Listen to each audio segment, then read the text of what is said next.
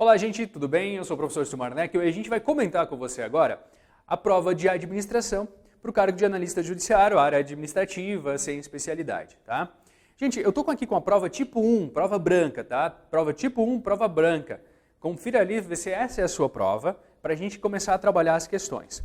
As questões de administração, elas começam a partir da questão 66 nessa prova, tá? Falando de maneira geral da prova, o que eu achei? Eu achei que foi bem direto, de acordo com o edital, tudo certinho. Não tem, a princípio, com a divulgação do gabarito preliminar, não vejo nenhum problema, tá? Eu concordo com tudo, tudo faz sentido. A gente tem autores que embasam todos os elementos, não tem nenhum probleminha nas questões. Nesse ponto, eu achei a prova perfeita. Quanto à dificuldade, tá? Professor, a prova estava muito difícil, né? Eu não diria muito difícil, eu diria cansativa. Cansativa porque ela exigiu bastante. Ela exigiu bastante. Poxa, mas professor, caíram 15 questões, caiu mais do que direito de trabalho. Que legal, que bom.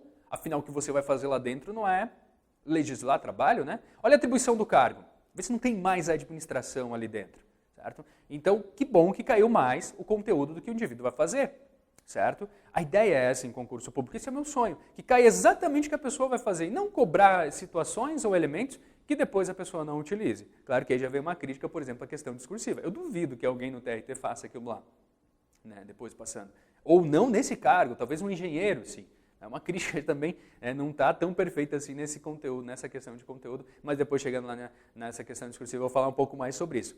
Mas de maneira geral eu acho interessante cobrar mais a administração.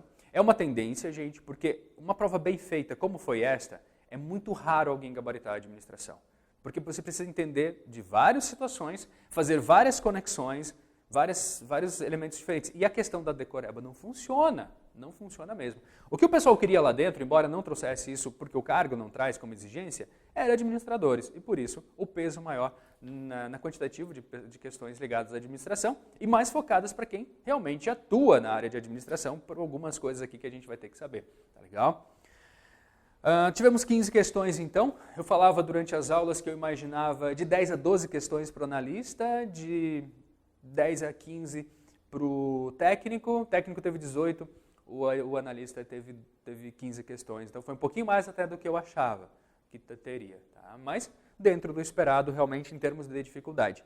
Como eu falei para vocês, eu não achei a prova tão difícil, é uma prova que você precisa pensar, contextualizar, entender, bem estilo FGV de fazer mesmo, nada daquela decoreba, por exemplo, que uma FCC faria, mas você tem que fazer a contextualização. Estilo FGV ultimamente, como a gente tem trabalhado em sala, né? Lembra lá as 250 questões que a gente fez, mais todas as outras que eu entreguei para vocês, elas estavam bem próximas disso. Inclusive ele repetiu algumas questões que a gente fez em sala de aula, que depois eu vou destacar quando for comentar a questão, tá? Não estava uma prova fácil, com certeza não, mas extremamente difícil não acho, o que eu acho é ela trabalhosa. E ao ser trabalhosa, ela fica cansativa. Se tornando cansativa, ele eleva a dificuldade dela, porque você começa, né, as nossas conexões já ficam mais lentas. Né? Domingo eu estava lá na saída de prova, num local de prova, e eu vi o pessoal assim todo descabelado, saindo. Meu Deus, Silmar, eu estou realmente, professor, olha, que prova, que prova. Pelo cansaço mental que ela trouxe. Então ela cansa muito, ok?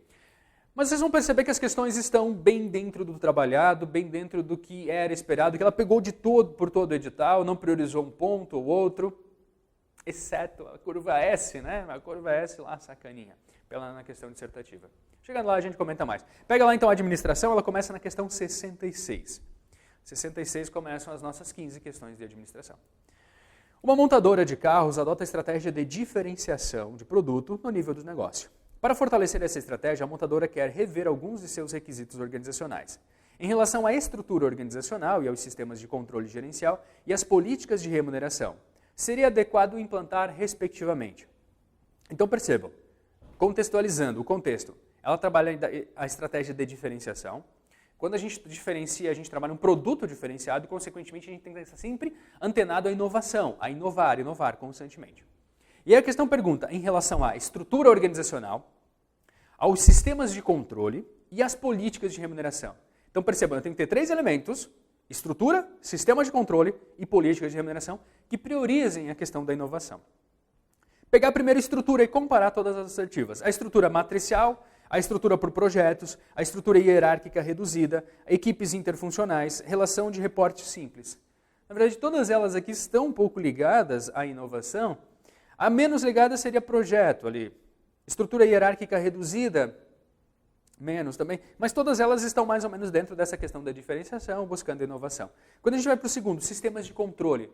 Como é que é um sistema de controle que busca inovação?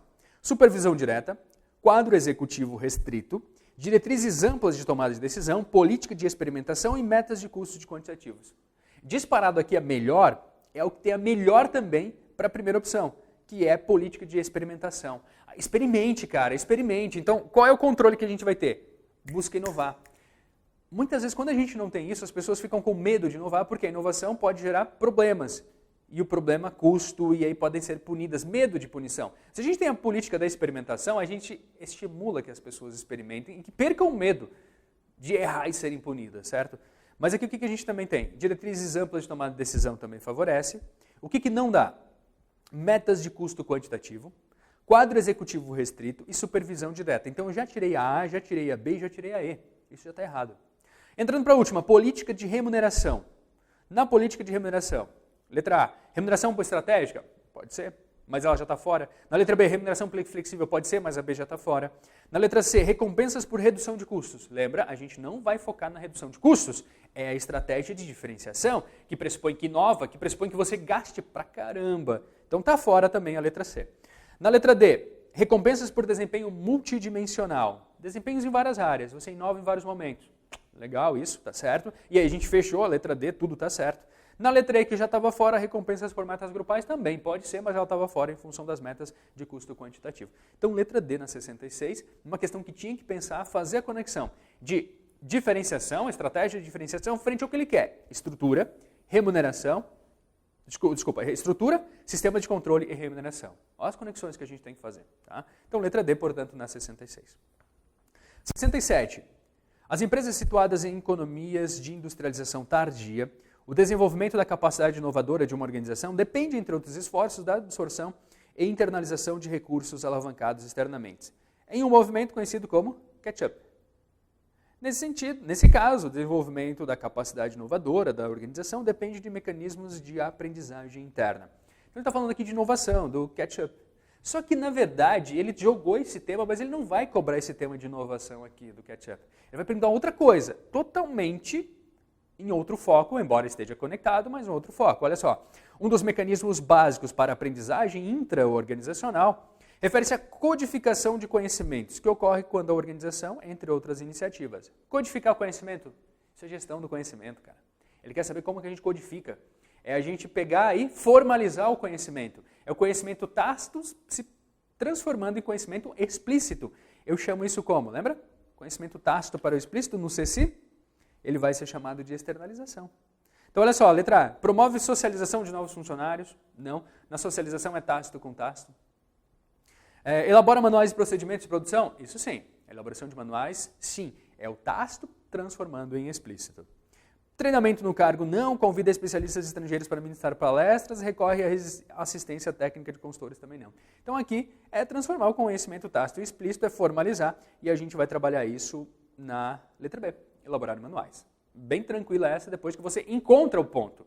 A dificuldade realmente é contextualizar e saber do que ele está falando. O que facilitou um pouco saber do que ele está falando nessa prova, porque ele separou, né? Embora no edital não tivesse separado quantas de administração, quantas de cada matéria, ele separou por grupos. Então ficou mais fácil, ó, aqui é só a administração, né? Então ficou um pouquinho mais tranquilo. Na 68, alta diretoria de um órgão público de grande porte que presta um serviço de alta complexidade quer definir um sistema de controle como forma de monitorar o comportamento dos funcionários no desempenho do trabalho. O órgão tem cultura pouco participativa e o estilo das principais lideranças autocrático. Essa é uma questão que a gente já fez algumas na sala, acho que umas 2 ou 3 a gente fez. E olha só, cultura pouco participativa, liderança autocrático, isso é o quê? Formalização de regras e procedimentos políticos, letra E. Então, direto ali, o restante está só enrolando, nas outras questões ele também trazia tudo isso.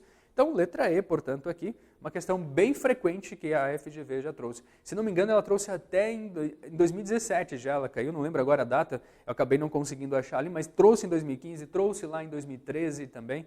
Então, letra E, portanto, na 68. Tá legal? Adiante, 69. A XYZ é fabricante de móveis artesanais atuando há 80 anos no mercado, cujos produtos são comercializados em todo o país. Desde a fundação da XYZ, seus produtos se diferenciam pelos materiais de primeira qualidade, pelo design clássico e pelos altos preços. Há já alguns anos, as vendas vêm caindo significativamente. Os atuais diretores, filhos do fundador da empresa, acreditam que isso não se deva apenas ao declínio continuado das vendas no setor, mas também ao fato do design da empresa estar associado a um requinte fora de moda, pelo uso exclusivo de madeiras nobres, que vai contra a tendência de consumo ambientalmente responsável, bem como pelo fato da concorrência hoje ser capaz de produzir móveis mais baratos, com novos materiais de boa qualidade. Com a morte recente do fundador da empresa, os dirigentes decidiram rever a orientação estratégica da empresa. A intenção é passar a utilizar materiais menos nobres na fabricação, restringir as vendas dos móveis apenas à região sul e não investir em novas máquinas de produção como forma de extrair o máximo de ganho. Percebam, eu estou falando de uma organização que está há 80 anos no mercado, que já teve no auge, mas que hoje já não continua mais vendendo. As vendas vêm caindo significativamente. No entanto, ela tem um know-how, ela tem um conhecimento bastante forte. Morreu o fundador. Os atuais dirigentes, o que vão fazer? Poxa, vai ter que mudar toda a estratégia. Mas enquanto tem, vamos fazer o quê? Restringir a venda para uma determinada região geográfica, não vamos mais investir em nada e vamos extrair o máximo de ganho. Ou seja, tchau, estou indo embora. Quero tirar o máximo de lucro que eu tiver dessa empresa, porque não dá nem para vender, não adianta, ninguém vai querer comprar, e a gente está no segmento que não vai continuar, que está em decadência. Então, o que a gente vai sair? O que a gente vai fazer? A gente vai sair fora. Isso é estratégia de colheita, estratégia de saída. Tá? No livro do Porter, no livro Competição, Estratégias Competitivas Essenciais, ele tem algumas estratégias mais do que além daquelas 3 estratégias genéricas, e ele fala muito dessa estratégia de colheita ou estratégia de saída. É realmente sair fora. Não dá mais o segmento, vou sair fora. Então, essa questão aqui é muito difícil. Tá? É a primeira vez que eu vi cobrar especificamente essa, para um cargo de analista em qualquer área. Para a área de planejamento, sim, é comum cair, mas para o nosso cargo foi a primeira vez. Eu acho que a questão mais... A segunda, vai. A da curva S é um pouquinho maior, da Eva. Mas essa daqui ela é a segunda mais difícil que a gente tem nessa prova. Alguns alunos, professor, mas não é na estratégia de nicho? Não, cara. Até porque se fosse de nicho, seria de foco, que é a mesma coisa. Foco ou nicho, eu estou falando da mesma coisa, ele vai repetir 2 gabaritos? Não. Aí eu acho que é duvidar um pouco da inteligência dos formuladores da FGV. Os caras são bons, cara. Eles não vão botar um gabarito igual, tá? Mas por que não é estratégia de nicho? Nicho é quando a gente trabalha numa característica de um público-alvo, quando a gente foca no público-alvo. Aqui ele não focou no público-alvo, ele não falou que tipo de cliente. Ele, professor, mas é região. Região geográfica não é estratégia de nicho. Região geográfica você está limitando por vários outros fatores, mas não é estratégia de nicho. Tá? Então não é nicho, não é foco. Alienação e renovação também não se encaixaria aqui, isso é estratégia de colheita, de saída. Está bem certinho essa questão, não tem problema nenhum, tá? Só que ela é realmente muito difícil. Ok? Questão 70. Em uma empresa de tecnologia da informação, a estratégia de controle comportamental parte do pressuposto de que os funcionários são motivados pelo sentimento de reconhecimento e realização. Reconhecimento e realização. Reconhecimento e realização. Motivação, lembra? Os objetivos e metas individuais são estabelecidos de forma participativa. As recompensas são relacionadas ao desempenho, considerado em várias dimensões. E os resultados observados no controle são utilizados como formas de identificação e resolução de problemas, em vez de voltados para a responsabilização e punição. Essa estratégia de controle comportamental é conhecida como controle por motivação interna e tem como potencial resultado negativo. Então percebam, ele trouxe todo um enunciado e aí o que ele quer? Esse controle comportamental chamado de motivação interna é o resultado negativo. Como é que a gente trabalha a questão do controle interno, da motivação interna? Qual é o problema que isso pode acontecer? Percebam que a gente deixa que as metas sejam estipuladas de forma participativa. E qual é o problema maior disso? Que as metas elas sejam pequenas, fracas, elas sejam sem grandes impactos. Então o problema maior, ou seja, o aspecto negativo é a letra D. Estabelecimento de objetivos individuais pouco ambiciosos. Então esse é um dos problemas quando a gente trabalha muito na motivação interna, com base nesse controle comportamental, quando você não dá aquela estimulada, você dá um pouquinho mais de liberdade. Nas demais ele está um pouco viajando aqui, né? Comportamento disfuncional não, diminuição da satisfação não, porque ele está motivado. Na letra C, pouco comprometimento dos funcionários não, ele vai estar comprometido, só que ele vai reproduzir pouco. Na letra E, comportamento conformista e limitado ao cumprimento exigido por parte dos funcionários. Não é tão conformista, ele vai se sentir bem fazendo, mas ele vai fazer pouco nesse sentido, tá? Então, letra D é uma questão bastante complicadinha, é uma questão complicadinha também, né? Não é uma das mais difíceis, mas tinha que ter esse entendimento mais sistêmico aqui na letra D. Questão 71. Para a criação de equipes eficazes, é preciso que se considerem variáveis de contexto, composição e processos de equipe. Então, para ter uma equipe, a gente observa o contexto, observa a composição e o processo de formação. É uma variável de processo de equipe. Então, o processo de formação de equipes. Como é que a gente vai trabalhar? Ou seja, é uma variável aqui. E é a letra A, nível de conflito. Tá? Das variáveis, ali a única de processo é o nível de conflito, quando a gente tem esse nível de conflito interferindo na formulação, na montagem da equipe. Perceba, liderança não está ligada ao processo de formulação da equipe, tamanho da equipe também não, alocação adequada de papéis também não, isso tem a ver com a composição, o tamanho, a liderança, sistemas de avaliação também não. Então, letra A, nível de conflito é o único. Na 72, a gente fez duas questões muito parecidas com esta, que é a CIPA. Lembra? A CIPA analisa riscos ergonômicos, isso tem a ver com qualidade de vida, aliás, com segurança, saúde e segurança do trabalho, que estava lá na nossa digital. A vistoria da CIPA em um hotel detectou a seguinte situação em relação à segurança do trabalho. Jornada de trabalho prolongada. Lembra o que é isso? Risco ergonômico. Exigência de postura inadequada. Lembra o que é isso? Risco ergonômico. Calor excessivo, e isso é físico. Então fica ergonômico, ergonômico e físico. Eu ainda falei, ó. Gente, toma cuidado quando ela repete isso, às vezes ela não coloca duas vezes. É como se tivesse um quadrado ali, né? A gente também trabalhou essa questão duas vezes em sala de aula, então letra A, ergonômicos e físicos. A questão 76 é que é o ponto fora da curva da FGV. A questão mais difícil que eu encontrei aqui. Embora essa esteja fácil, a dificuldade não é em resolvê-la, a dificuldade é saber esse conteúdo, que ele é muito específico. Esse conteúdo que ele chamou aqui de EVA, na verdade é a curva S, né, falando aqui em termos mais portugueses nacionais, é a curva S. Essa EVA ela é trabalhada em gestão de projetos, quem acompanha obras, né, normalmente uma parte bem específica para engenheiro civil é cobrado. É a primeira vez que eu vi cobrar para o nosso cargo também, assim como a 69 foi a primeira vez que eu vi essa 73 também. Tá? Nesse caso aqui é bem simples de resolver. A gente acabou, nesse pouco tempo, não conseguindo explorar tanto assim, mas no material de vocês, no final de gestão de projetos, dá uma olhadinha lá. Muito bem explicadinho, a gente tinha essa questão dava de resolver por lá. Tá? Um projeto originalmente previsto para durar 6 meses foi analisado em determinada data de controle pela técnica EVA. A situação do projeto na data era... Então, tinha 6 meses, mas antes do 6º mês eu analisei esse projeto. Então, que situação eu tive? O PV, que na verdade vai ser o meu valor planejado, ou seja, quanto que eu planejei gastar até ali? R$600, naquele momento. Equivalia a 40% da obra. Então, eu tinha R$600 do planejado naquele instante. Ou seja, a lógica que é? A gente tem um cronograma do início ao fim. 6 meses aqui. Tá? 6 meses. E a gente tem uma atividade sendo executada. E de repente eu parei aqui. Quando eu parei aqui, eu tive essas informações. O PV, que é o valor planejado, ele estava em 600. É R$600, R$600. E aqui ele falava, olha, isso equivale a 40% da obra. Equivale a 40% de tudo. Aí ele continua. EV igual a R$200, que é o valor agregado, equivalente a 30% do planejado, e o AC, que vai ser o nosso custo real, foi de R$630. Ou seja, o que eu estou entregando, de fato, embora eu tivesse que nesse instante aqui, 6 meses é tudo, né? 6 meses aqui, 6 meses é tudo. Embora que nesse ponto aqui, o que eu deveria estar entregando era algo de R$600 com 40%, o que, na verdade, eu estou entregando aqui é R$200, que equivale a 30%, tá?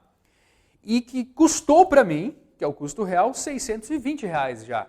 Percebam? Então, a gente consegue fazer, através dessa curva S, uma relação de custo e prazo. Infelizmente, é muito comum no Brasil que os projetos atrasem, e ao atrasar, aumenta o custo. Então, a gente consegue estipular a previsão de entrega final. Nessa questão aqui, o que ele quer? Por isso que eu falei, ela é bem simples depois que a gente sabe como fazer. O gerente do projeto está otimista e acredita que o restante do trabalho será executado de acordo com o PV. Percebam que até agora não foi de acordo com o PV, porque o custo real, que ele chamou de AC aqui, foi 620. Então deveria ter custado 600, custou 620. E que mais ele trouxe ali? Valor agregado, o EV. O EV está em R$200. O que eu deveria ter entregue no valor de 600, eu entreguei só 200 e me custou 620. Só que o cara é otimista, ele acha, não, eu resolvi e agora vai de acordo com o PV. E de acordo com o PV, o que a gente tem? A gente tem um PV que equivale a 40%. Ele quer saber o BAC. O BAC, na verdade, é o orçamento final previsto. Então a gente vai fazer o como? De maneira bem simples. 600 equivale a 40%. Quanto é que vai ser o BAC? Vou botar aqui o BAC. Porque o BAC equivale a 100% da obra. Então a gente só vai fazer uma regra de 100. Uma regra de 3. 600 dividido... 600 não. 60 mil dividido por 40. Isso vai dar exatamente 1.500. Tá? Exatamente 1.500, letra E, que é o BAC. Então não tem grandes problemas a partir do momento que a gente consegue entender e lembrar. Só que realmente, esse conteúdo aqui é bem peculiar, bem específico e não faz o mínimo sentido, do meu ponto de vista, pelas atribuições do cargo, cobrar esse conteúdo aqui. Tá? Achei foi um pouco fora. Depois cobrou de novo na dissertativa, né? A gente tinha certeza que cairia uma de administração na dissertativa, tanto é que nos simulados a gente sempre colocou uma de administração, uma aberta de administração, mas a gente apostava que era mais ligada à gestão de pessoas, confesso para vocês. O edital estava muito voltado para a gestão de pessoas e me surpreendeu um pouco quando cobrou esse conteúdo também lá na questão aberta. Tá? Não acho que não é a essência do cargo, então como eu falei para vocês, embora eu tenha gostado da prova, também tem algumas críticas ali que eu acho que eles poderiam ter feito um pouco melhor, valorizado melhor o edital em si. Tá?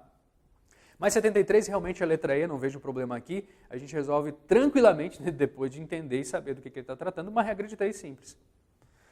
Na 74, após o estágio probatório de um servidor, foi convidado a ser o novo gerente de planejamento da organização, pois sua performance nas funções administrativas foi excepcional. Olha só, você passou no concurso público, acabou o estágio probatório e você foi convidado para ser gerente, para assumir uma função, porque o seu desempenho foi excepcional.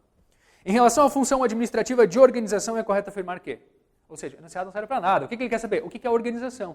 Questão dada, né? Para suprir o susto, eu acho, da 76, ele trouxe essa simples agora aqui, pelo menos ficou nessa ordem na prova branca.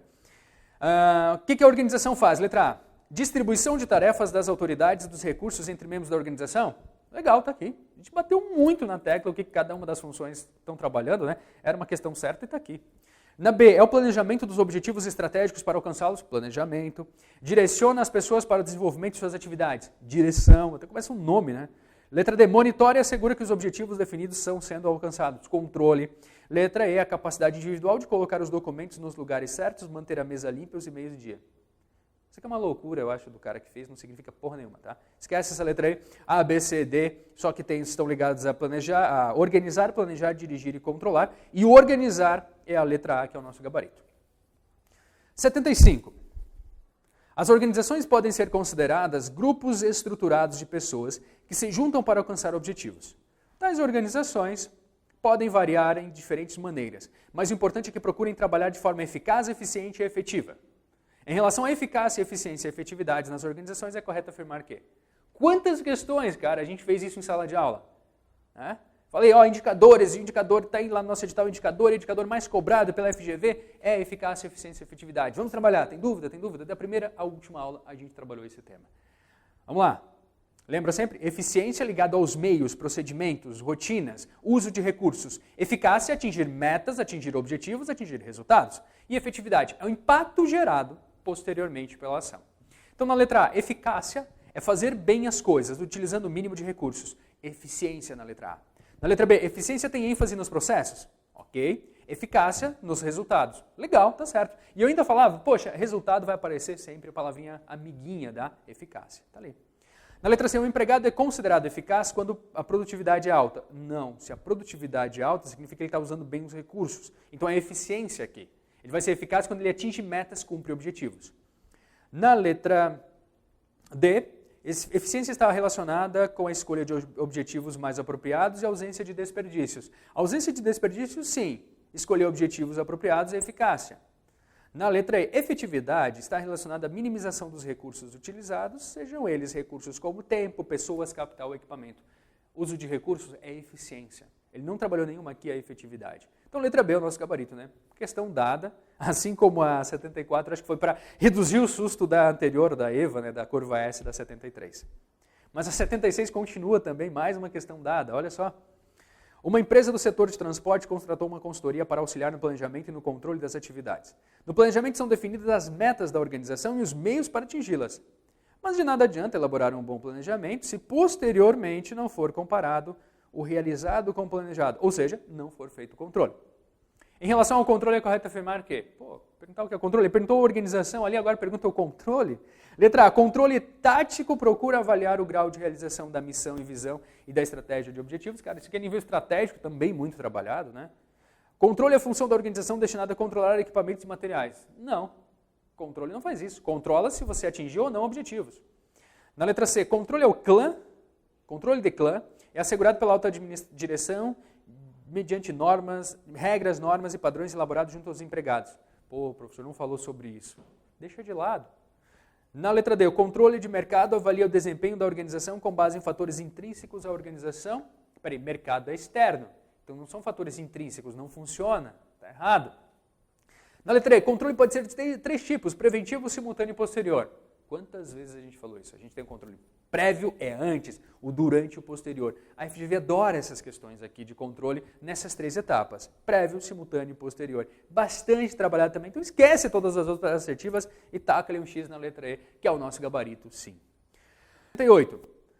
Na gestão profissional, é comum ouvir que o que se mede melhora. Medir e avaliar pessoas é um dos assuntos mais dedicados na gestão de pessoas.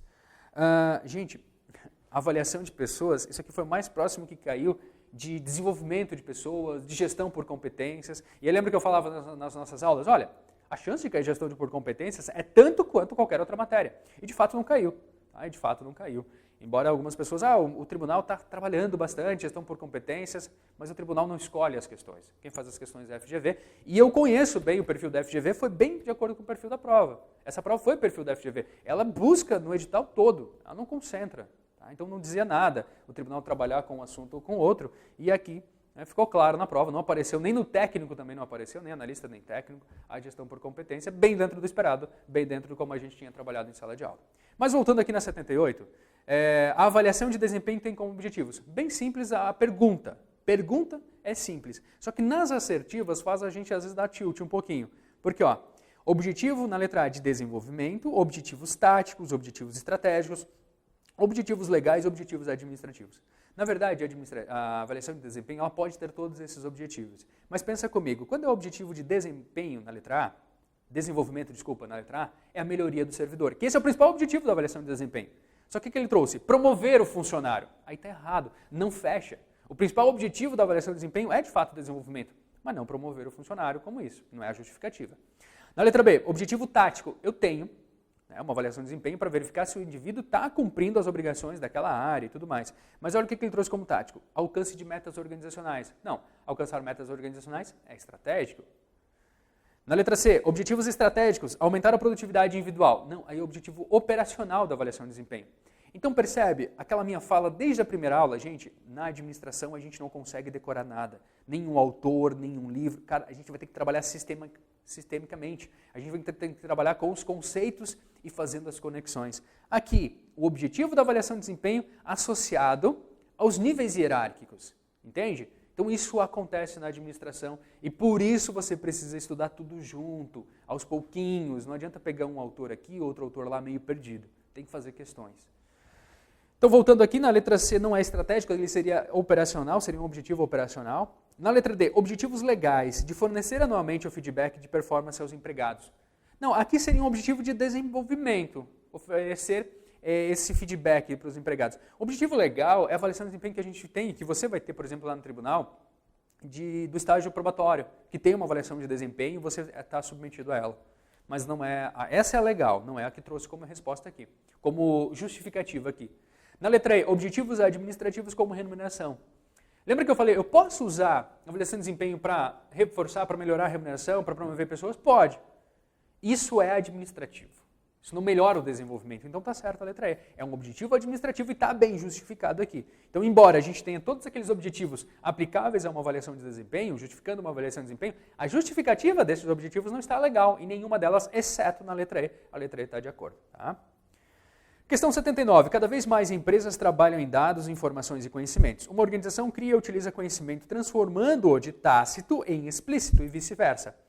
Os 4 modos de conversão do conhecimento aqui é o modelo CSI, que a gente trabalhou em gestão do conhecimento, lá naquela 7ª aula. A segunda questão que ele trabalha, tá? A segunda questão que ele trabalha, então eu também não gostei desse ponto. Ele concentrou, embora tenha pego, né, como eu falei, todo o edital, ele acabou concentrando algumas coisas em pontos. Foi a gestão do conhecimento, foi a curva S, eu acho que ele poderia ter expandido um pouco mais nessas 15 questões.